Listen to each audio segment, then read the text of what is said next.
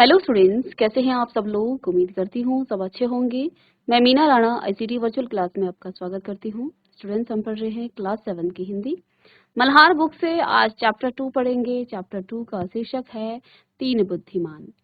तो चलिए इस चैप्टर को पढ़ते हैं कि आखिर ये 3 बुद्धिमान कौन है और क्या इस कहानी में है। तो चलिए चलते हैं स्मार्ट बोर्ड पर।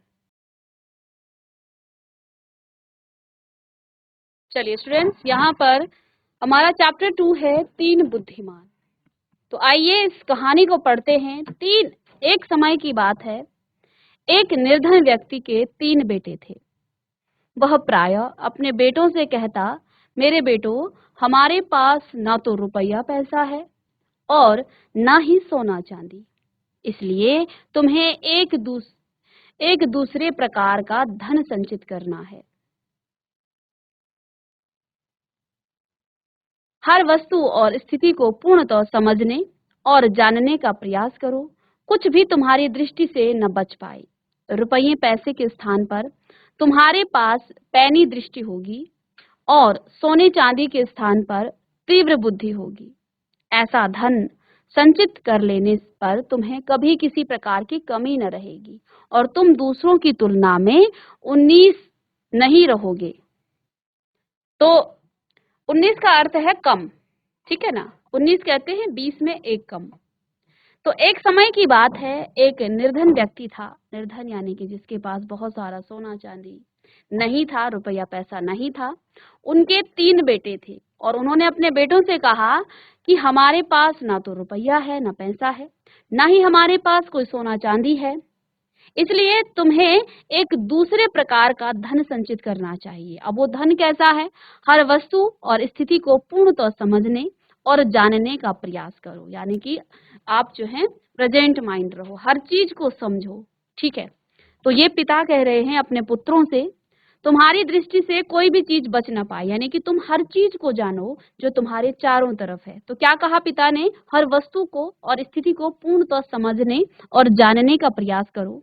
कुछ भी तुम्हारी दृष्टि से ना बच पाए, यानी कि सारी चीजों को तुम देखो, उसे परखो, स्थितियों को समझो, उसे जानने का प्रयास करो। रुपये पैसे के स्थान पर तुम्हारे पास पैनी दृष्टि होगी। अब देखो, आपके पास क्या कहा अपने बच्चों से कि तुम्हारे पास कोई रुपया पैसा तो है नहीं जिससे तुम जो है अपने भौतिक वस्तुओं को, अपनी जरूरतों को पूरी कर सको, लेकिन तुम्हारे रुपये पैसों के स्थान पर तुम अपने पास जो है पैनी दृष्टि रखो और सोने चांदी के स्थान पर तीव्र बुद्धि होगी, है ना। अब तुम्हारे पास सोना चांदी तो है नहीं, लेकिन तुम्हारी बुद्धि क्या होगी? तीव्र होगी। ऐसा धन संचित कर लेने पर तुम्हें कभी किसी प्रकार की कमी न रहेगी, यानी कि आप जो है हमेशा अवेयर रहो, हमेशा एक दूसरे से, यानी कि जो भी स्थितियां तुम्हारे सामने आती हैं उन स्थितियों को, उन वस्तुओं को पूर्णतः जानने का प्रयास करो, उसे समझने का प्रयास करो, ठीक है ना। तभी तो आप बुद्धिमान किसे कहते हैं? जो हर स्थिति को समझता है। आपके सामने जैसी भी स्थितियां आती हैं, उन स्थितियों को जो समझने की कोशिश करता है, उसे जानने की कोशिश करता है, वही तो बुद्धिमान होता है, ठीक है। आप किसी किताब को पढ़ करके, रट करके किसी एग्जाम में निकाल लेना, ये बुद्धिमानी का काम नहीं है। बुद्धिमान उसे कहा जाता है वो हर स्थिति को समझता है जो। तो पिता ने क्या कहा कि भले ही हमारे पास धन का अभाव है, लेकिन तुम्हारे पास तुम दूसरे धन का अर्जन करो दूसरे तरीके से, और अगर तुम्हारी बुद्धि तीव्र होगी तो ऐसा धन संचित कर लेने पर, यानी कि जो तीव्र बुद्धि का जो मंत्र पिता इन पुत्रों को दे रहे हैं, क्या कहते हैं? ऐसा धन संचित कर लेने पर तुम्हें कभी किसी प्रकार की कमी न रहेगी और तुम दूसरों की तुलना में 19 नहीं रहोगे। 19 कहते हैं एक कम, 20 से एक कम, यानी कि तुम किसी से कम नहीं रहोगे, है ना। होता ना ऐसा भेदभाव कि उसके पास ज्यादा धन है, इसके पास कम है, तो ऐसा भेदभाव समाज में होता है। लेकिन अगर आपकी बुद्धि, देखिए, अगर आपकी तीव्र बुद्धि है, आप कहीं पर भी जाएंगे, किसी भी समाज में जाएंगे, तो आप अपनी बुद्धि के द्वारा आगे बढ़ जाओगे और वो जो धन संचित करने वाला, जिसके पास अनन्य धन है और उसके पास बुद्धि नहीं है, तो वो पीछे छूट जाता है धीरे धीरे, क्योंकि पिता और जो आपके पितरों ने जो आपको जो है धन संचित करके दिया है, अगर आपके अंदर बुद्धि नहीं है तो आगे आप उस धन का जो है संचार नहीं कर पाएंगे, आगे उसे और नहीं बढ़ा पाएंगे। लेकिन आपके अंदर बुद्धि है, आपके पास धन और सोना चांदी नहीं भी है, तो आप अपनी बुद्धि से समाज में जो है अपने लिए स्थान बना सकते हो और किसी भी चीज की आपको कमी नहीं हो सकती है। तो यही बात पिता अपने पुत्रों से कह रहे हैं, अपने 3 पुत्रों से, कि हमारे पास बहुत ज्यादा धन भी नहीं है, ना तो हमारे पास बहुत सारा धन सोना चांदी है, इसलिए तुम क्या करो, दूसरे प्रकार से जो है धन संचित करो। विद्या को भी धन कहा गया है, ठीक है। तो क्या मंत्र दिया पिता ने कि हर वस्तु और स्थिति को पूर्णतः समझने और जानने का प्रयास करो, ठीक है। अब किसी एग्जाम में बहुत अच्छे मार्क्स लाना ये कोई बुद्धिमानी का काम नहीं है, है ना। रट कर भी हाँ आप लाते हो, सभी जगह आप अच्छे हो, तब अलग बात है, लेकिन रट कर जो है किसी पेपर में लेकर के आप बुद्धिमान नहीं कहलाए। आपको हर स्थिति का सामना करना आना चाहिए। जीवन सिर्फ किताबों से नहीं, आपके जो सामने जो वास्तविक स्थितियां आती हैं, आप उन स्थितियों का कैसे उनका सामना करते हो, आप कठिन परिस्थितियों में क्या आपके जो है हलचल रहती है, कैसे आप उन कठिन परिस्थितियों के साथ जूझते हो, उनके साथ लड़ते हो, ये बुद्धिमानी कहलाती है। तो पिता ने यही कहा, पिता ने उन्हें ये सलाह नहीं दी कि आप किसी किताब को रट करके बहुत बड़े एग्जाम को निकालो, नहीं। पिता ने कहा कि हर वस्तु और स्थिति को पूर्णतः समझने और जानने का प्रयास करो। तो यही बुद्धिमानी है। पिता चाहते तो ये कह सकते थे कि तुम किताब को इतना पढ़ो कि सबसे ज्यादा मार्क्स ला दो। कई बार आपने देखा होगा बहुत अच्छे मार्क्स लाने वाला बच्चा बाहर किसी के साथ उसे बात करना तक नहीं आता है, परिस्थितियों के साथ जो है वो लड़ नहीं सकता है, क्योंकि उसने वास्तविकता नहीं पढ़ी है, उसने सिर्फ किताबी ज्ञान पढ़ा है। तो किताबी ज्ञान अलग है और वास्तविकता में तो पिता ने क्या कहा, हर वस्तु को और स्थिति को पूर्णतः पहले समझने का प्रयास करो, उसे जानने का प्रयास करो। तो ये बुद्धिमानी है, इसी से आप वास्तविक जीवन से लड़ पाओगे। आपके चारों तरफ समाज में जितने लोग हैं उनके साथ आप जो है कम्युनिकेशन कर पाओगे, उनके साथ आप अपनी बातें कर पाओगे, अपने विचार रख पाओगे और आगे समाज में बढ़ पाओगे। तो पिता ने ये बात कही। तो क्या कहा कि अगर आप इस प्रकार की बुद्धि, इस प्रकार का धन संचित करते हो, तो आपको कभी भी किसी बात की, किसी चीज की कमी नहीं रहती है।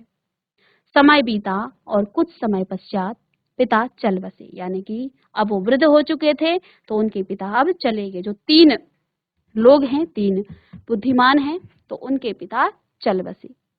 बेटे मिलकर बैठे, उन्होंने सारी स्थितियों पर विचार किया। अब इनके जो तीनों पुत्र थे वो मिल करके बैठे और उन्होंने सारी स्थितियों पर विचार किया और फिर बोले, हमारे लिए यहाँ कुछ भी तो करने को नहीं, आओ घूम फिर कर जगत देखें।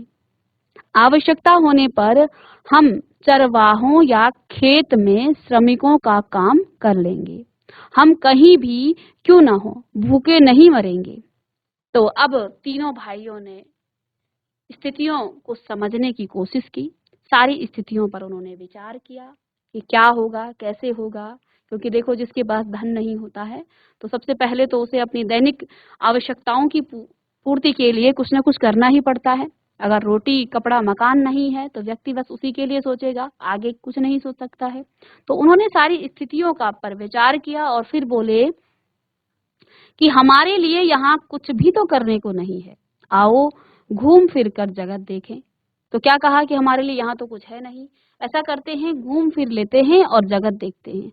आवश्यकता होने पर हम चरवाहों या खेत में श्रमिकों का काम कर लेंगे। अगर हमें आवश्यकता पड़ेगी तो हम क्या करेंगे, या तो चरवाहा यानी कि जो चरवाने वाले होते हैं वो काम कर लेंगे, या श्रमिकों का काम कर लेंगे खेत में। हम कहीं भी क्यों ना हो, भूखे नहीं मरेंगे। तो क्या कहा, चाहे हम कहीं भी रहें, हम कभी भी भूखे नहीं मरेंगे। अंत तो लास्ट में वे तैयार होकर यात्रा पर चल दिए। तो सबने निर्णय किया कि हम क्या करते हैं, दुनिया देख लेते हैं पहले, क्योंकि पिता ने आज्ञा दी थी, पिता ने उन्हें आग्रह दिया था कि तुम लोग पहले स्थितियों को समझो, पूर्णतः उसे जानने की कोशिश करो, वस्तुओं को देखो, उसे परखो, उसे समझो, और फिर जो है कोई भी चीज तुम्हारी दृष्टि से बचने ना पाए। इस प्रकार की बात उनके पिता ने कही थी। तो अब क्या होता है, अंततः वे तैयार होकर यात्रा पर चल दिए। तीनों भाई अब यात्रा पर चल दिए। उन्होंने सुनसान वीरान घाटियां लांघी और ऊंचे ऊंचे पहाड़ों को पार किया। अब अपनी यात्रा में उन्होंने जो सुनसान और वीरान घाटियां थी उनको लांगी, यानी उनको पार किया और ऊंचे ऊंचे पहाड़ों को भी पार किया। इस तरह वे लगातार 40 दिनों तक चलते रहे। तो तीनों भाई जो है लगातार 40 दिनों तक चलते रहे। उसके पास जितना खाने पीने का सामान था उनके पास अब तक समाप्त हो गया था। अब 40 दिन में जो उन्होंने यात्रा की, तो जो उनके पास घर में जो संग्रह किया हुआ जो खाना था, जो खाने पीने की वस्तुएं थी, वो अपने साथ ले गए थे, लेकिन अब वो भी खत्म हो गया था। अब तक समाप्त हो गया था। वे थक कर चूर हो गए थे और उनके पैरों में छाले पड़ गए थे, किंतु सड़क थी कि समाप्त होने को नहीं आ रही थी। वे आराम करने के लिए रुके और पुनः आगे चल दिए। तो वो अपनी यात्रा को जो है, देखो वो थक चुके थे। अब 40 दिन तक लगातार वो पैदल चले, ऊंची ऊंची पहाड़ियों और घाटियों को उन्होंने लांघा, सुनसान और वीरान स्थानों पर गए, लेकिन देखो वो थक चुके थे, उनके पैरों में छाले पड़ गए थे, लेकिन उनकी जो यात्रा थी वो समाप्त नहीं हो रही थी, सड़क समाप्त नहीं हो रही थी। वे आराम करने के लिए रुके और पुनः आगे चले। अंत में उन्हें अपने सामने वृक्ष और मकान दिखाई दिए। वे एक बड़े नगर के पास पहुंच गए। तो अंततः उन्हें जो है वृक्ष दिखे और एक नगर में वो मकान दिखे उनको इस तरह से। तो वो जो है उस नगर के पास पहुंच गए, ये तीन बुद्धिमान। तीनों भाई बहुत प्रसन्न हुए और शीघ्रता से पग बढ़ाने लगे, और जैसे ही उन्हें उम्मीद की किरण दिखी, पेड़ पौधे दिखे, मकान दिखे, तो अब जो है उनमें उत्साह आ गया कि हाँ, अब हमारी मंजिल ज्यादा दूर नहीं है। तो अब उनके जो पग थे, उनके जो कदम थे, वो अब और तेजी से वो बढ़ने लगे। जब वे नगर के बिल्कुल निकट पहुंच गए, तो सबसे बड़ा भाई अचानक रुका। उसने धरती पर दृष्टि डाली और बोला, थोड़ी ही देर पहले यहाँ से एक बहुत बड़ा ऊंट गया है। तो अब क्या हुआ, जब वो उस नगर की तरफ जा रहे हैं जहां पर उन्हें मकान दिख रहे हैं इधर, ठीक है, तो अब क्या हुआ, इधर आप देख पा रहे हैं, इधर ये जो पांव के निशान हैं, तो उनमें से सबसे बड़ा भाई क्या बोला कि जब वे नगर के बिल्कुल निकट पहुंच गए, तो सबसे बड़ा जो भाई था वो अब रुक गया था। उसने धरती पर दृष्टि डाली और बोला, थोड़ी ही देर पहले यहाँ से एक बहुत बड़ा ऊंट गया है। वे थोड़ा और आगे गए तो मंझला भाई रुका, यानी बीच वाला, और सड़क के दोनों ओर देखकर बोला, संभवतः वह ऊंट एक आंख से नहीं देख पाता हो। वे कुछ और आगे गए तो सबसे छोटे भाई ने कहा, ऊंट पर एक महिला और एक बच्चा सवार थे। बिल्कुल सही, दोनों भाई बड़े भाइयों ने कहा, और वे तीनों फिर आगे बढ़ चले। कुछ समय पश्चात एक घुड़सवार उनके पास से निकला। सबसे बड़े भाई ने उसकी ओर देखकर पूछा, घुड़सवार, तुम किसी खोई हुई वस्तु को ढूंढ रहे हो ना? घुड़सवार ने घोड़ा रोककर उत्तर दिया, हाँ। तो अब क्या हुआ, जब वो जा रहे थे तो इन तीनों भाइयों ने, इन्होंने देखा नहीं था लेकिन अनुमान लगाया। क्या अनुमान लगाया? सबसे बड़े भाई ने कहा कि यहाँ से कोई ऊंट गया है। तो उसने कहा, फिर मंझले भाई ने क्या कहा कि वो जो ऊंट था वो एक आंख से अंधा है। फिर छोटे वाली ने क्या कहा कि उसमें एक औरत, एक महिला है और एक बच्चा है, सवार थे। तो फिर बिल्कुल सही, दोनों बड़े भाइयों ने क्या कहा कि तुम सही कह रहे हो, यानी कि सब जो है इस बात को परख चुके थे। तो अब क्या हुआ, थोड़ी ही देर में वहां पर एक घोड़े में सवार व्यक्ति आया। तो सबसे बड़े भाई ने क्या कहा, उसकी ओर देखकर पूछा कि घुड़सवार, तुम किसी खोई हुई वस्तु को ढूंढ रहे हो ना? घुड़सवार ने घोड़ा रोककर उत्तर दिया, हाँ, तुम्हारा ऊंट खो गया है ना? सबसे बड़े भाई ने पूछा, हाँ बिल्कुल, बहुत बड़ा सा। हाँ, वह एक आंख से नहीं देख पाता है ना? मझले भाई ने पूछा। तो देखो, यहाँ पर उन्होंने ऊंट को देखा भी नहीं था, लेकिन जो वहां की स्थितियां थी उनको उन्होंने देखा, परखा और समझा, और इसी के बेस पर वो उस घुड़सवार से बातें कर रहे हैं, और उन्होंने अनुमान लगाया कि एक ऊंट वहां से गया, बहुत बड़ा था, और उसकी एक आंख से वो अंधा था। तो अब उसने क्या कहा, बहुत बड़ा सा था। घुड़सवार ने कहा हाँ बहुत बड़ा है। तो वो समझ गया उस घुड़सवार को देखकर कि अपनी किसी खोई हुई चीज को देखने जा रहा है, ढूंढने जा रहा। तो उसने क्या पूछा कि सबसे बड़े भाई ने पूछा हाँ बहुत बड़ा था, हाँ वह एक आंख से नहीं देख पाता है ना। फिर मंझले भाई ने कहा, क्योंकि उसने ये अनुमान लगाया था कि वो एक आंख से नहीं देख पाता है, उसने कहा हाँ। फिर एक छोटे से छोटे बच्चे के साथ उस पर महिला सवार थी ना, सबसे छोटे भाई ने फिर सवाल किया। जिसने जैसा अनुमान लगाया उसने वैसा ही सवाल किया उस घुड़सवार से। घुड़सवार ने तीनों भाइयों को शंका की दृष्टि से देखा और बोला, आह तो तुम्हारे पास है मेरा ऊंट।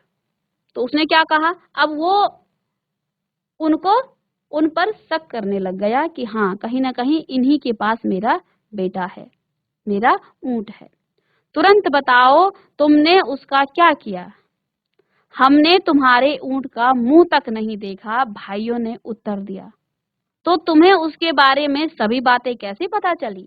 तो उस घुड़सवार ने क्या कहा, ठीक है तुमने नहीं देखा तो तुम्हें उसके बारे में इतनी सारी बातें कैसे पता चली। तो अब क्या हुआ, क्योंकि हम अपनी आंखों और बुद्धि से काम लेना जानते हैं, भाइयों ने उत्तर दिया। शीघ्रता से उस दिशा में अपना घोड़ा दौड़ाओ, वहां तुम्हें तुम्हारा ऊंट मिल जाएगा।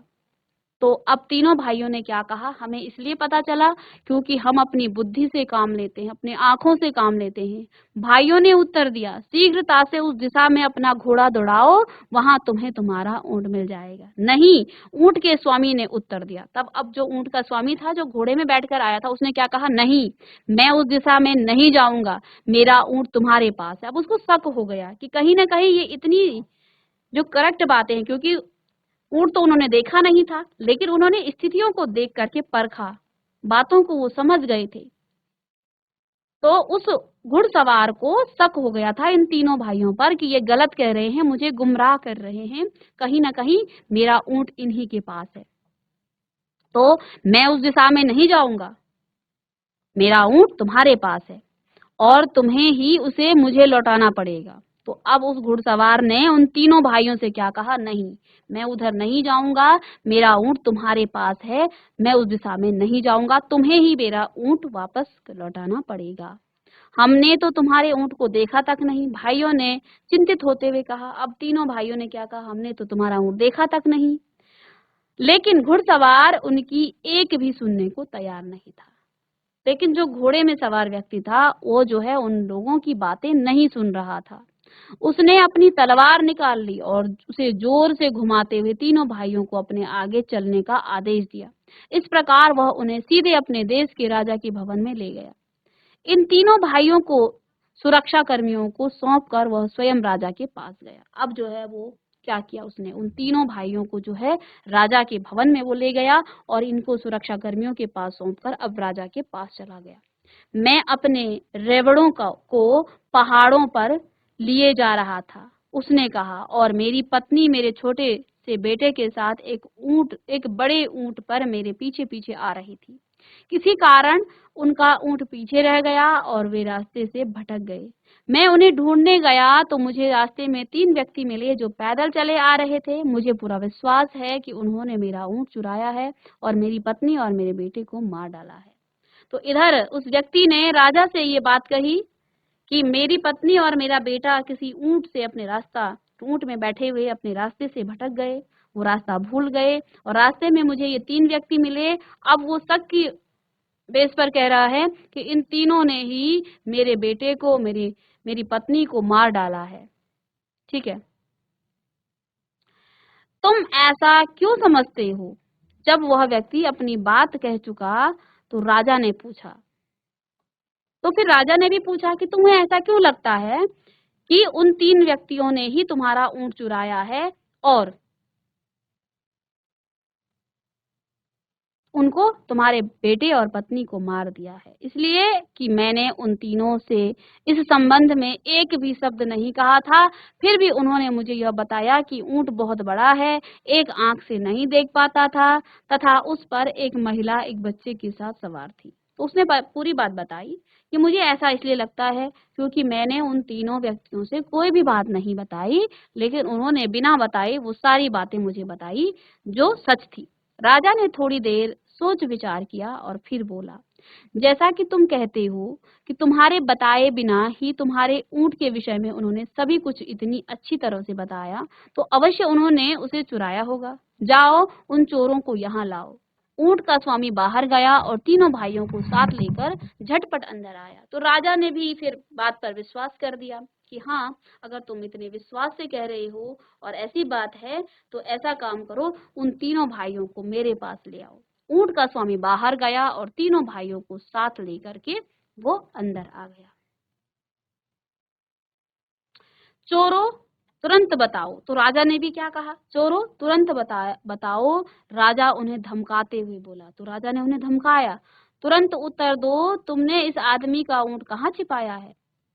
तो उन तीनों ने क्या कहा? हम चोर नहीं हैं, हमने इसका ऊँट कभी नहीं देखा। भाइयों ने उत्तर दिया। तब राजा बोला, एक व्यक्ति के कुछ भी बताए बिना तुमने ऊँट के विषय में सब कुछ बिल्कुल सही बता दिया। अब तुम यह कहने का कैसे साहस करते हो कि तुमने उसे नहीं चुराया? तो राजा ने भी कहा कि एक व्यक्ति ने तुम्हें कुछ बताया नहीं, तुमने बिना देखे इतनी सही बात कैसे बोल दी, और उसके बाद भी तुम कहते हो कि हमने उन्हें नहीं चुराया है। महाराज, इसमें तो आश्चर्य की कोई बात नहीं है। भाइयों ने उत्तर दिया, बचपन से हमें ऐसी आदत पड़ गई है कि हम कुछ भी अपनी दृष्टि से नहीं चूकने देते। हमने अपने परिवेश यानी कि चारों तरफ को पैनी दृष्टि से देखने और बुद्धि से सोचने के प्रयास में बहुत समय लगाया है। इसलिए ऊंट को देखे बिना ही हमने बता दिया कि वह कैसा है। राजा हंस दिया। तो उन्होंने बताया कि हमें बचपन से इस बात की आदत है कि हमारे चारों तरफ जो भी घटनाएं घट रही हैं उनको हम अपनी पैनी दृष्टि से देखें, उसको हम चूके नहीं, यानी कि जो भी हमारे चारों तरफ से हो रहा है उससे हम चूके नहीं।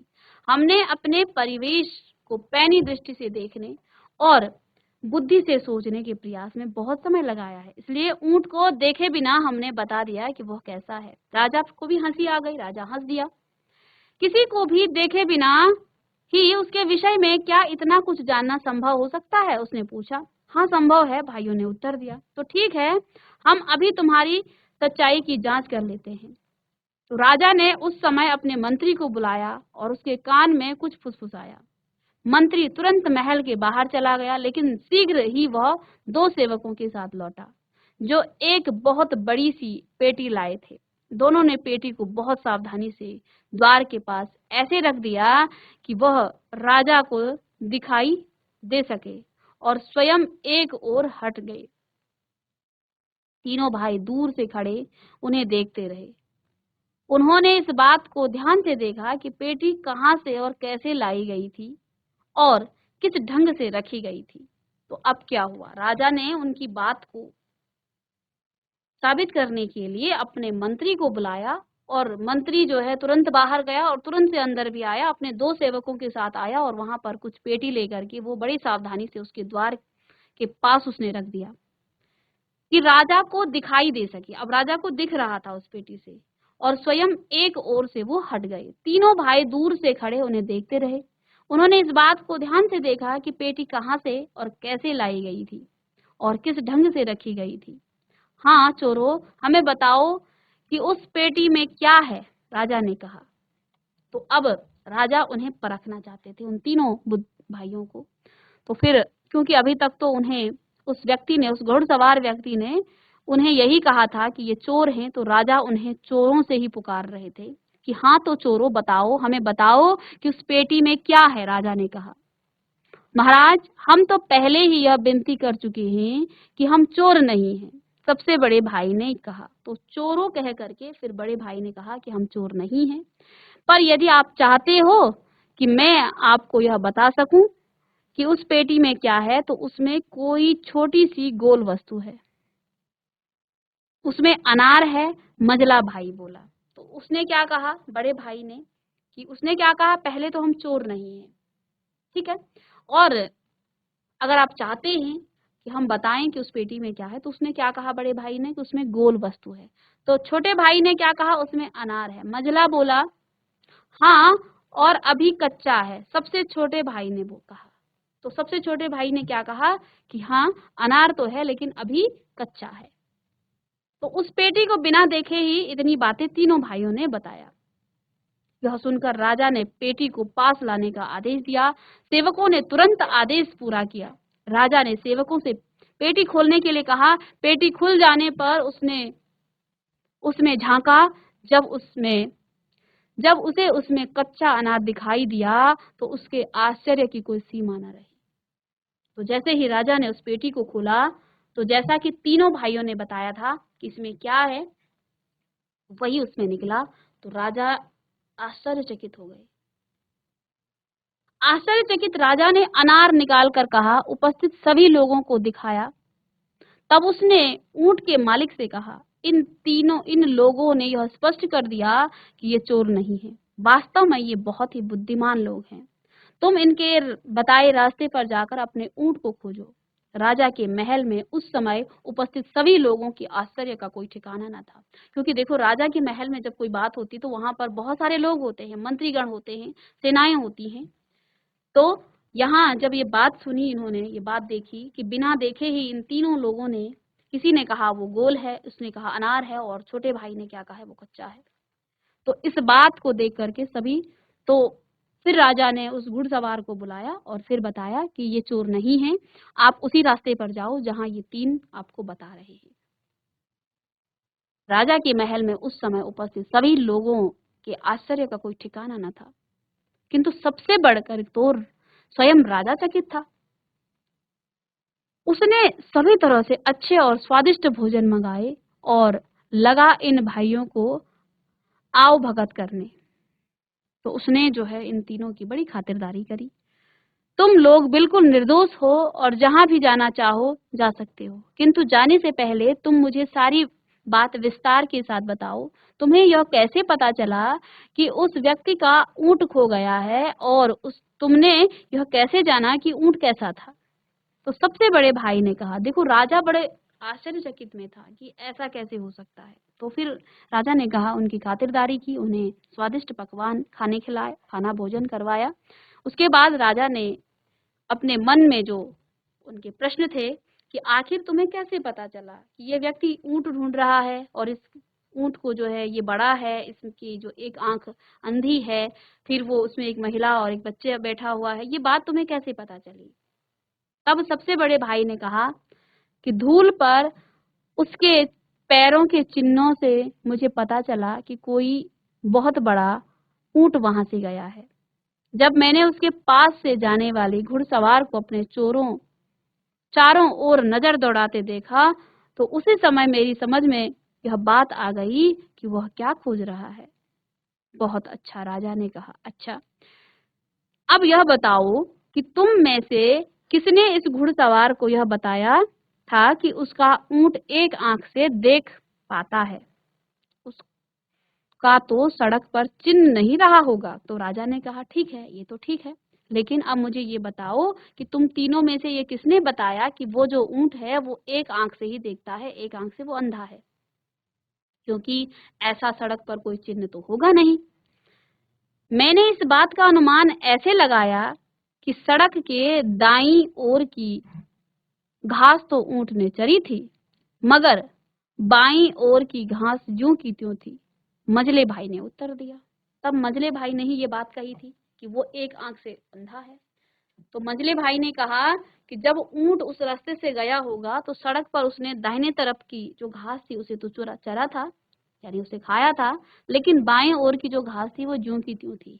इसका मतलब ये हुआ कि वो एक आंख से अंधा था, उसे उधर की घास दिखी ही नहीं, इसलिए वो उसी तरफ की घास चरता रहा। बहुत उत्तम, राजा ने कहा। तुम में से यह अनुमान किसने लगाया था कि उस पर बच्चे के साथ एक महिला सवार थी? मैंने, सबसे छोटे भाई ने उत्तर दिया। मैंने देखा कि एक स्थान पर ऊंट के घुटने टेक कर बैठने के चिन्ह बने हुए थे। उसके पास ही रेत पर एक महिला के जूतों के चिन्ह दिखाई दिए, साथ ही छोटे पैरों के चिन्ह थे, जिससे मुझे पता चला कि महिला के साथ एक बच्चा भी है। तो अब छोटे भाई ने क्या कहा कि सबसे छोटे भाई ने उत्तर दिया कि मैंने देखा एक स्थान पर ऊंट के घुटने टेक कर बैठने के चिन्ह बने हुए थे, और उसके पास, यानी कि जब ऊँट बैठा होगा तो जो महिला थी वो भी नीचे उतरी होगी। तो उसके पास ही रेत पर एक महिला के जूतों के चिन्ह दिखाई दिए। साथ ही छोटे-छोटे पैर भी उसमें चिन्ह थे, जिससे मुझे ये पता चल पाया कि उसमें एक महिला थी और एक बच्चा था। बहुत अच्छा, तुमने बिल्कुल सही कहा, राजा बोला। लेकिन तुम लोगों को यह कैसे पता चला कि पेटी में एक कच्चा अनार है? यह बात तो मेरी समझ में बिल्कुल नहीं आ रही। तो अब राजा इस बात से भी असमंजस में थे कि वो तो ठीक है, लेकिन अनार कच्चा है, ये तुम्हें कैसे पता चला? तब सबसे बड़े भाई ने कहा, जिस तरह दोनों व्यक्ति उसे उठाकर लाए थे, उससे बिल्कुल स्पष्ट था कि वह थोड़ी भी भारी नहीं है। जब वे पेटी को रख रहे थे, तो मुझे उसके अंदर किसी छोटी-सी गोल वस्तु के लुढ़कने की ध्वनि सुनाई दी। मझला भाई बोला, मैंने ऐसा अनुमान लगाया चूंकि पेटी उद्यान की ओर से लाई गई है और उसमें कोई छोटी गोल वस्तु है, तो अवश्य अनार ही होगा। कारण कि उसके महल में आसपास अनार के बहुत से पेड़ लगे हुए हैं। बहुत अच्छा, राजा ने कहा और उसने सबसे छोटे भाई से पूछा, लेकिन तुम्हें यह कैसे पता चला कि अनार कच्चा है? इस समय तक उद्यान में सभी अनार कच्चे हैं। तो यह तो आप स्वयं ही देख सकते हैं, उसने उत्तर दिया और खुली हुई खिड़की की ओर संकेत किया।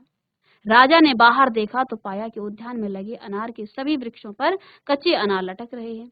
राजा इन भाइयों की असाधारण पैनी दृष्टि और तीक्ष्ण बुद्धि से चकित रह गए। धन संपदा, संपत्ति और शारीरिक वस्तुओं की दृष्टि से तो तुम धनवान नहीं हो, लेकिन तुम्हारे पास बुद्धि का बहुत बड़ा कोष है। उसने प्रशंसा करते हुए कहा, उन्हें अपने दरबार में रख लिया। तो अब जो है, इधर राजा ने इनकी बुद्धि को देखकर क्या उनकी प्रशंसा की, तो क्या कहा, तुम्हारे पास धन दौलत तो नहीं है, लेकिन जो तुम्हारी बुद्धि है, जो तुम वस्तुओं को, धन संपत्ति या शारीरिक वस्तुओं की दृष्टि से तो तुम धनवान नहीं हो, लेकिन तुम्हारे पास बुद्धि का बहुत बड़ा कोष है। उसने प्रशंसा की और उन्हें अपने दरबार में रख लिया।